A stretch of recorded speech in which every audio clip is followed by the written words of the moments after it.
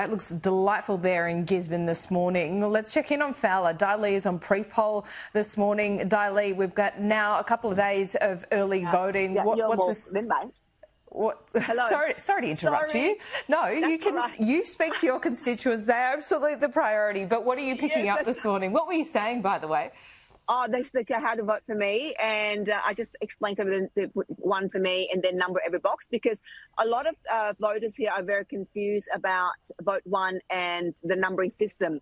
As you know, local, state, we have vote one, but at the federal level, it's a different voting system. So in a multicultural community, this is such a big problem. So we're trying to educate them to vote all the boxes. Even the Senate paper, people just think they're going to put one.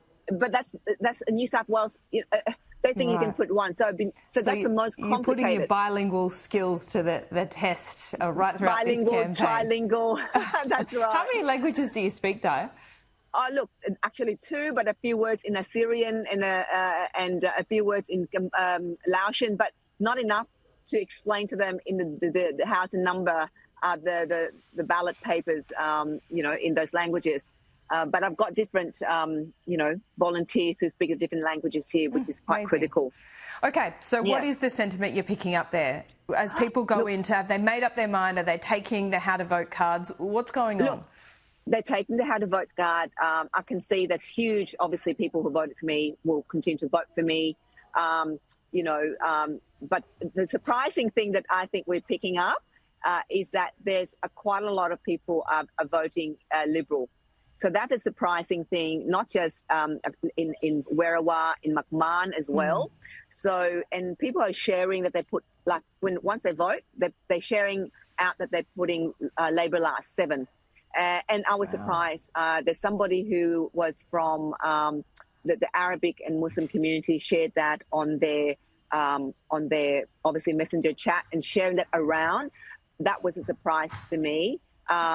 And look, we've done very well, and obviously, the government just came out and announced 2 days ago $80 million for Fairview Hospital, and it's so funny. I called in one of my speeches in Parliament that the government has to co-invest. The federal government has to give at least $500 million to Fairview Hospital, because it hasn't been done, nothing has been done since the 1980s. So 2 days ago, they've announced the $80 million for Fairview Hospital. And of course, Labor is now using that in their DLs, saying that Labor has delivered on Fairview Hospital.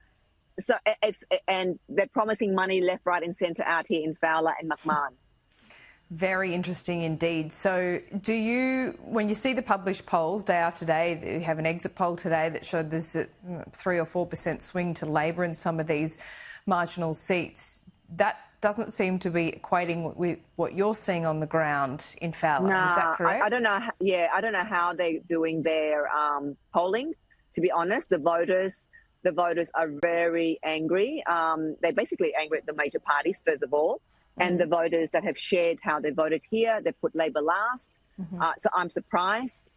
They walk in with their Labor card, and they come out and they'll say, "I'll send you a text," and they showed me, that they voted Labor last. So they're still, it's third day, but I believe that Fowler is number 5 in terms of in the top 5 in Australia where people have gone out to vote early, because the majority of us work every day here, 7 days a week. So people take the opportunity to go and vote early. So that's probably the reason why such a high turnout in pre-poll. All right. Well, good luck, Dai. Thanks so much for making the time for us on day 3 of pre-poll. I appreciate it. Thank you. Bye. Bye.